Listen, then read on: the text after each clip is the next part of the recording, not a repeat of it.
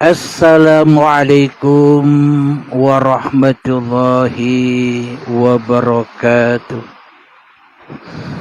Bismillahirrahmanirrahim. Ashhadu an la ilaha illallah wa ashhadu anna Muhammadar Rasulullah.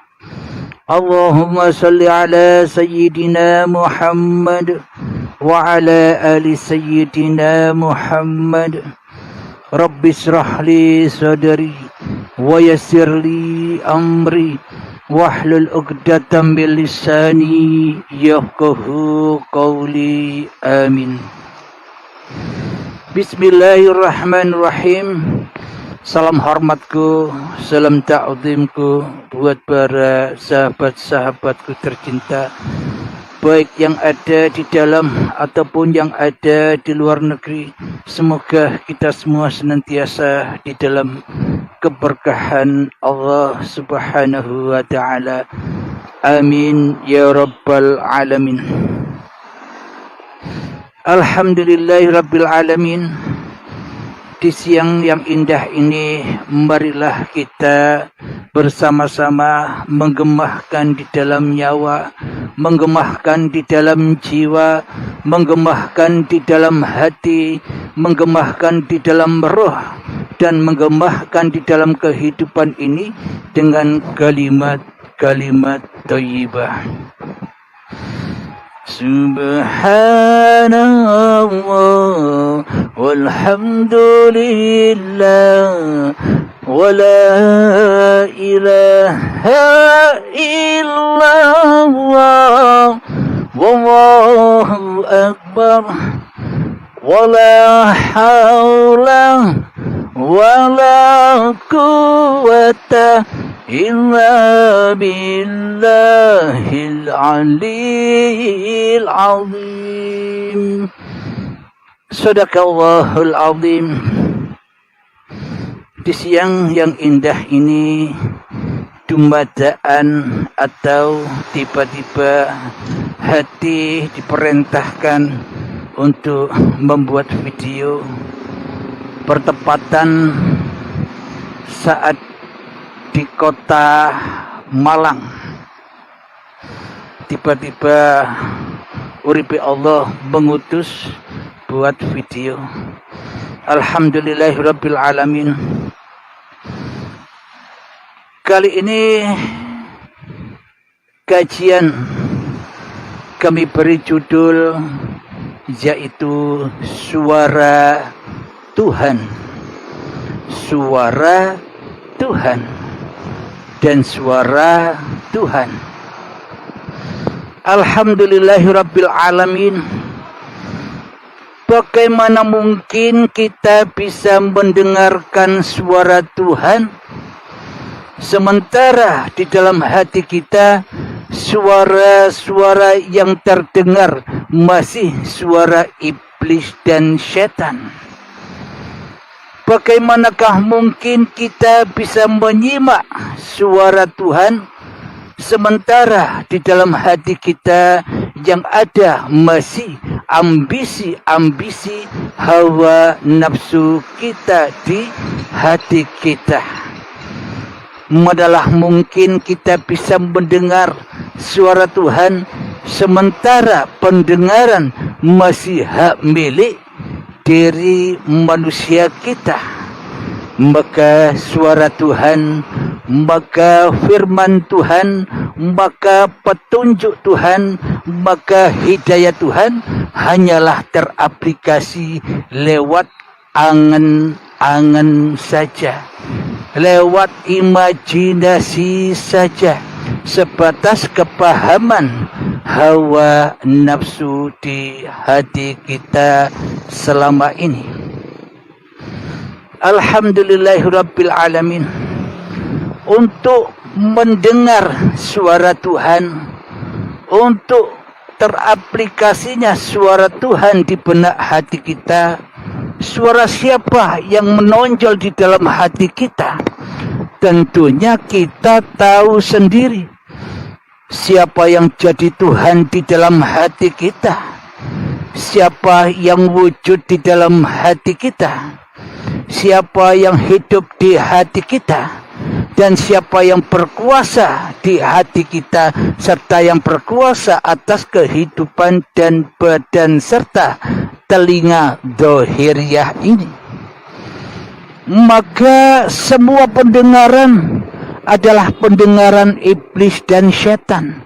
Semua pendengaran hanyalah pendengaran hawa nafsu kita sendiri saja.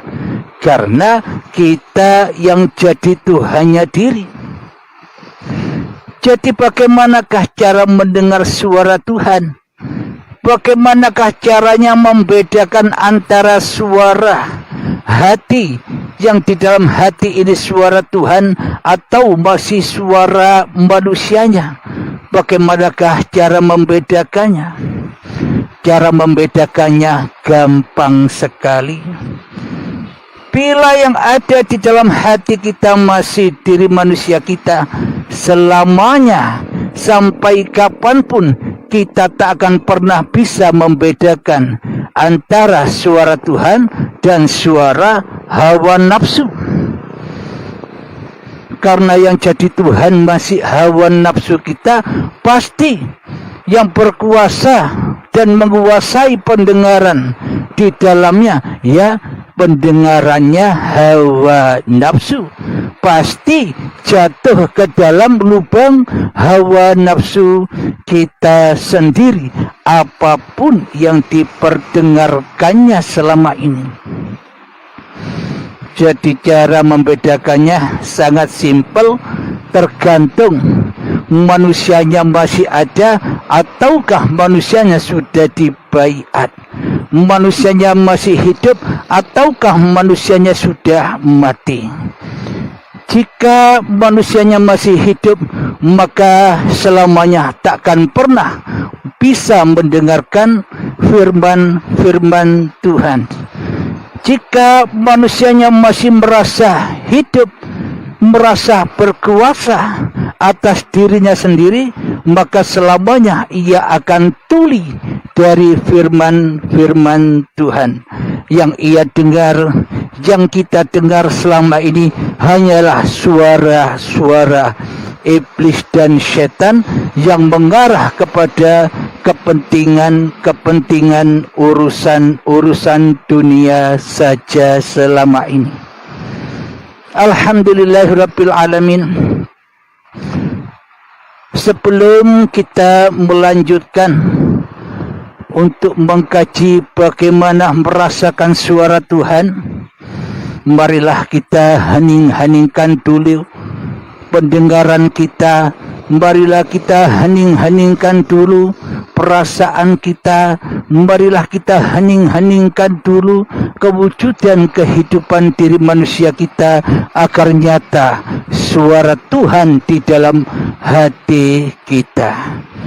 Bismillahirrahmanirrahim. Mengheningkan cipta, mulai. Silahkan.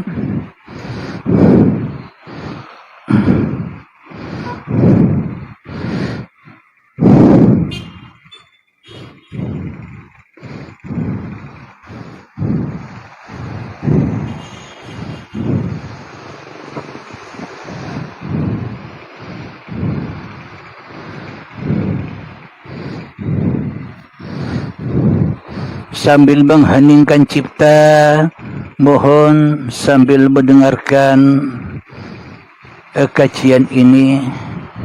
Di dalam mengheningkan cipta atau bertapa, bila disyariatkan, ya diam-diamnya badan. Meskipun hati berontak ke sana kemari, tapi badannya diam. Itu bertapa, itu mengheningkan, itu wusul, itu zuhud secara syariat. Badannya diam di dalam sholat, tapi hatinya ginjal-ginjal, hatinya kemana-mana. Akan tetapi di sini kebalikannya. Meskipun kita bergerak ke sana kemari, meskipun pandangan kita ke sana kemari, meskipun pendengaran kita ke sana kemari, meskipun isi hati kita ke sana dan kemari, tapi dalam hati kita tetap hening dari diri manusianya. Bedanya demikian dengan hening dengan bertapa secara syariat. Jika bertapa secara syariat, ya badannya yang diam, tapi hatinya ramai. Akan tetapi bertapa secara hakikat makrifatnya, meskipun kelihatannya dohirnya ramai, syariatnya ramai, tapi hatinya hening di dalam tali Allah, hening di dalam hablu minallah, hening di dalam pergerakan Allah. Alhamdulillahirabbil alamin. Mengheningkan cipta selesai. Alhamdulillahirabbil alamin. Jadi untuk menyaksikan, untuk merealisasikan suara Tuhan itu adalah, maka kembalilah dahulu ke alam kesejatian diri manusia kita yang tuli. Kembalilah ke alam kesejatian manusianya dahulu yang buta. Kembali kepada kesejatian manusianya dahulu yang bisu. Kembali kepada kesejatian manusianya dahulu yang mati. Bila mati, bila tuli, bila buta, bila bodoh, bila bisu, sudah kita pegang kembali sebagai hakikat sejati sifat diri manusia kita, maka nyatalah suara Allah, maka nyatalah suara Tuhan itu yang ada di mana-mana dan takkan pergi kemana-mana. Suara Tuhan meliputi langit dan bumi. Suara Tuhan meliputi segala sesuatu. Bunyi apapun, bunyi motor, bunyi mobil, bunyi manusia, bunyi tumbuh-tumbuhan yang bergoyang-goyang, bunyi hayawan, semua itu adalah suara Tuhan. Bila yang ada di dalam hati kita hanya Tuhan, tapi bila yang ada di dalam hati kita masih kewujudan diri manusia kita yang menjadi Tuhan, maka suara-suara yang kita dengarkan bukan suara Tuhan, tapi suara makhluk. Ada suaranya burung, ada suaranya kuda, ada suaranya babi, ada suaranya harimau, ada suaranya manusia, ada suaranya manusia sedang mengaji, ada suaranya manusia sedang bernyanyi, ada suaranya berbagai macam suara-suara yang kita perdengarkan. Kenapa? Karena yang mendengarkan masih makhluk. Jadi yang terdengar ya juga makhluk. Karena semuanya sesuai hatinya. Bila hatinya yang ada hanyalah kewujudan makhluk, maka yang nampak ya makhluk. Namun bila di dalam hatinya diri manusianya rela, ridho, kembali kepada kemakhlukannya yang tak bisa apa-apa, maka nyatalah sang dalang dengan segala firman dan dengan segala pergerakannya. Jadi untuk merealisasikan suara Tuhan itu, manusianya wajib mati dulu. Jadi sama dengan bagaimana caranya bersyahadat, jadi sama bagaimana caranya sholat, bagaimana caranya berzakat, bagaimana caranya berpuasa, dan bagaimana caranya berhaji secara yang sesungguh-sungguhnya melewati pintu rukun iman dulu.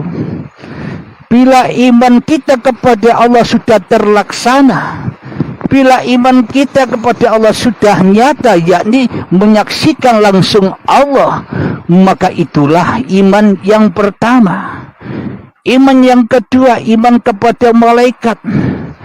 ketika kita sudah bisa menyaksikan seluruh malaikat yang 10 itu, Jibril, Mikail, Israfil, Israel, Munkar, Nakir, Raqib, Atid, Malik, Ridwan, dan tugas-tugasnya, bila kita sudah menyaksikan dengan gamblang dan nyata, maka itulah yang dikatakan iman kepada para malaikat. Yang ketiga, iman kepada kitab-kitab Allah. Siapakah kitab-kitab Allah itu? Bila kita sudah berada di dalam kitabullah, yakni kitab-kitabnya Allah, al-insanu sirri wa anasiruhu. Jadi tiap-tiap diri manusia itulah kitab-kitabnya Allah. Jadi tiap-tiap diri manusia itulah rahasia-rahasia Allah. Itulah rukun iman yang ketiga.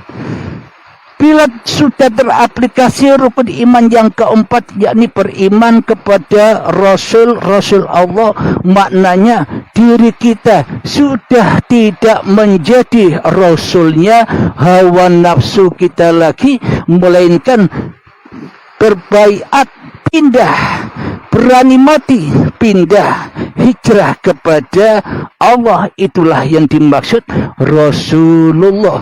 Jadi sudah terbebas dari utusan-utusan hawa nafsunya, bebas dari kerasulan hawa nafsunya, bebas dari pesuruh hawa nafsunya. Itulah iman kepada Rasul Allah, yakni masing-masing diri manusia itu adalah Rasulullah, dihidupi Allah, digerakkan Allah. Itulah kepahaman atau aplikasi yang terjadi di dalam benak hati orang-orang yang sudah berbaiat. Itulah iman kepada Rasul. Yang kelima, iman kepada hari akhir atau hari kiamat, yakni hari kiamat atau hari akhir itulah pintu baiat kematian manusia. Setelah manusianya mati, maka Allah berfirman, siapakah Tuhan yang selain aku, kata Allah. Hanya Allah yang ada. Kemudian iman kepada rukun iman yang keenam, yakni qada dan qadar. Ketika itu setelah kematian manusianya, maka bangkitlah hari kebangkitan. Bangkit apanya? Bukan bangkit badannya, tapi bangkit kesadaran jiwanya di dalam bertuhan. Bangkit apanya? Bangkit lillahi ta'alanya, dari linafsi, dari alam yang fana, alam yang rusak, pindah hijrah kepada lillahi ta'ala, pindah hijrah kepada alam baka. Itulah iman yang enam yang wajib kita saksikan. Setelah tersaksikan semua rukun iman itu di dalam hati kita, maka saat itulah kita menjadi mu'allaf, yakni pindah Tuhan yang dulu yang jadi Tuhan manusianya, kini yang jadi Tuhan Allahnya. Dulu manusianya menjaga Tuhan, kini manusianya yang dijaga Allah. Jadi siapa yang menyaksikan dan yang disaksikan di dalam rukun Islam persyahadatan itu, yang menyaksikan dan yang disaksikan tak lain dan tak bukan ya uripe Allah dewi. Ketika manusia sudah tak mampu lagi menyaksikan dirinya, apalagi menyaksikan Tuhannya, itulah makna hakikat syahadat itu. Bila sudah demikian, sholat, zakat, puasa, haji sudah terangkum dalam kesatuan rukun iman yang enam, rukun Islam yang lima, jadi ahad, jadi esa. Itulah agama Tuhan alam semesta ini. Itulah agama Sang Maha Mendengar. Ketika sudah demikian, maka pendengaranmu, penglihatanmu, rasa-rasamu tiada lain hanyalah la ilaha illallah. Itulah suara Tuhan. Jadi sejatinya bila manusianya sudah tak bersuara lagi, yakni mati, bila manusianya sudah ketemu dengan sifat sejati diri manusianya yang tuli, yang bisu, maka nyatalah suara Tuhan, suara Allah. Itulah yang dimaksud firman Allah. Jadi firman Allah itu sebenarnya bukan di kitab-kitab yang tertulis itu. Itu kan firman-firmanan, seolah-olah firman, tapi anggapan kita selama ini hanyalah dongeng-dongeng lapuk belaka yang tak ada artinya sedikit pun di dalam hati kita. Cuma hanyalah formalitas-formalitas di dalam beragama saja. Akan tetapi selama ini kita buta ayat-ayat Allah, buta suara-suara Allah yang ada di dalam hati kita. Jadi inilah yang dimaksud ayat-ayat Allah itu. Ketika kita duduk, inilah ayat-ayat Allah. Ketika kita mendengarkan suara apapun, suara angin, suara air, dan suara apapun, semua itu suara uripe Allah. Bila tak ada uripe Allah, takkan pernah ada suara-suara. Bila tak ada uripe Allah, maka tak akan muncul segala sesuatu atas pandangan mata kita. Bila tak ada uripe Allah, maka tak akan pernah ada rasa-rasa yang dirasakan oleh hati kita selama ini. Alhamdulillahirabbil alamin. Semoga saya khususnya dan semoga kita semua memahami kajian yang berjudul Suara Tuhan ini, suara Allah ini, suara Sang Pencipta ini, agar kita kelak ketika saat syakaratul maut kita tidak enggan-enggan melepaskan hidup dan badan kepada Allah, agar tak sakit di dalam syakaratul maut kita. Maka persiapkan sejak sedini mungkin untuk meraih husnul khotimah. Bukan nanti husnul khotimah diraih, sekarang juga pun harus pegang tongkat husnul khotimah. Supaya apa? Supaya tahu kapan kita matinya. Bila kita tak memegang tongkat husnul khotimah di dalam baiat, maka kita takkan pernah tahu kapan kita mati. Wong manusianya masih belum mau mati. Wong manusianya masih cinta kepada kehidupan hawa nafsunya, cinta kepada dunianya, ya tak mau mati. Bagaimana mungkin manusia bisa tahu kematiannya sementara manusianya masih takut mati? Jadi hanyalah manusia yang sudah kembali kepada Tuhannya yang tahu kapan kematiannya itu terjadi. Alhamdulillahirabbil alamin. Semoga saya khususnya dan semoga saudara-saudaraku kita semua jamaah uripe Allah senantiasa diberikan kepahaman, senantiasa diberikan hidayah, tuntunan, bimbingan dari Allah Subhanahu wa taala. Amin ya rabbal alamin. Sebelum kita akhiri kajian ini, marilah kita kemahkan di dalam nyawa, kemahkan di dalam jiwa, yakni salawat zalimin daf'ul bala, agar tidak zalim lagi hati kita kepada Allah. Allahumma salli ala Sayyidina Muhammad wa asghili zalimin bizalimin. Allahumma salli ala Sayyidina Muhammad wa asghili zalimin bizalimin. وأخرجنا من بينهم سالمين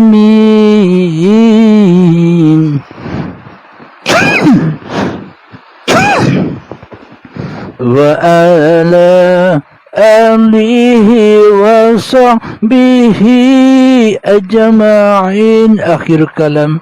Assalamualaikum warahmatullahi wabarakatuh.